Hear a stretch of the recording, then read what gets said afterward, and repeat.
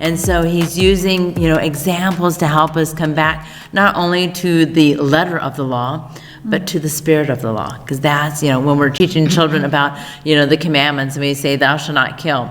Well, they get that, they understand don't kill, But then you go through the whole idea, even calling somebody a name or ruining somebody's reputation, being, holding a grudge against someone, how those things can kill the spirit in you, can kill someone's life, can kill their reputation, even without physically harming them.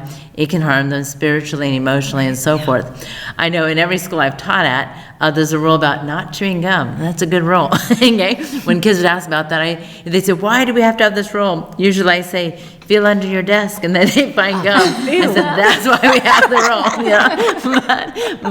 But so I tell them, they said, well, what if I came into the room and I was just sucking on the gum? Is that okay? I'm like, no, I'm still gonna make you throw it out. Because now we put ourselves into a situation that is almost a temptation. I've put myself someplace in a spirit that it will lead to chewing that gum. So I want to even protect you from putting yourself next to something that is wrong. And so that's what Jesus is helping us do. Not only is a physical act of adultery wrong, but even putting ourselves in juxtaposition to leading something that could be wrong is what he's trying to safeguard us against. And so I kind of see that. We know that rules are given to us by God to help us to lead to justice and to realign humanity for what God's original intention in creation was all about. So that's kind of what I focused on. God's kind of setting the bar, and I think in our society we do that. It's kind of easier to just kind of look at things like as legalistically as we can. It kind of gives us an out.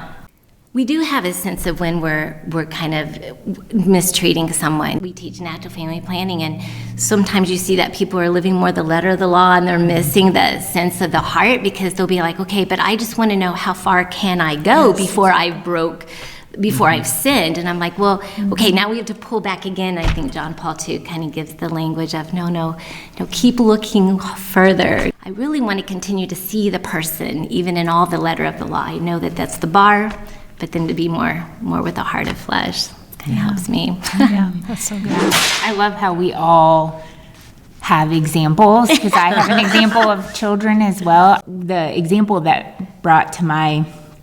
came to my mind when I was reflecting on this is like, have you ever disciplined your children from afar? Like you're doing something, like you're making dinner, but they're upstairs and they're fighting, and you just don't really have time to leave the burner to go up and figure out what's going on.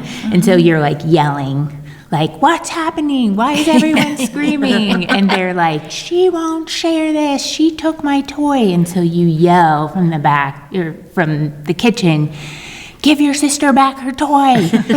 And then you hear a loud crash and then crying. Okay, so then you're like, okay, well, what I'm guessing is happening is she gave the toy back, right? Yeah. You didn't say how to do it, Mom. She obeyed the law by chucking the toy at her sister's head. And so it's like just so obvious, right, at that point. And then that's when you turn the burner off. You go upstairs and you look them in the eye and you say, okay, so is that really how we should share? Like, let's look into your heart and let's decide how the proper way would be to give a gift of yourself, to sacrifice something that you were playing with for the good of another. But I just can't help but think like that's where John Paul II is trying to lead us. And I love the 3 questions that he asks. It's the bottom of page 294 to 295. He asks 3 questions. He obviously knows the answer to these questions. These are very leading questions, but they also make you like pause and think. So the first question is, how can adultery take place without an external act? The second question is, what possible meaning can adultery committed in the heart thus have? And then the third question is this not a metaphorical expression used by the teacher to emphasize the sinfulness of concupiscence? He's just walking you through each of those by those, asking those questions. And so, I mean, basically it can be summed up, it's the heart okay? So it's the thought that counts. What are you thinking when you're doing something?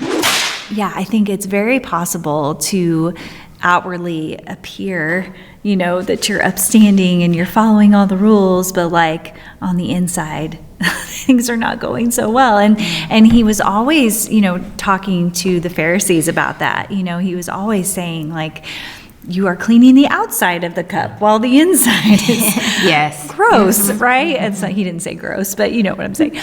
It does not feel good to live like that, to like keep ignoring your heart. You're following the big rules, but inside, like something is not right. And I've been there, and I know most people have been in that space, and it's not a good feeling. Sometimes, you hear the phrase, fake it till you make it, and that's not all bad. If you are searching and you're trying to become better, I think that, kind of what Jesus is warning against is faking it and being okay with it. Just living on such a surface level. Yeah. So if you have to practice the action, even though it hasn't come down to the heart, but you're searching for that deeper meaning of it, that's okay, because you're continuing to that, desiring a deeper growth, and not being complacent with just following the surface level. So I think there is a little really difference. good. Yeah, it doesn't have to be all or nothing, right? That's really, really good. Yeah.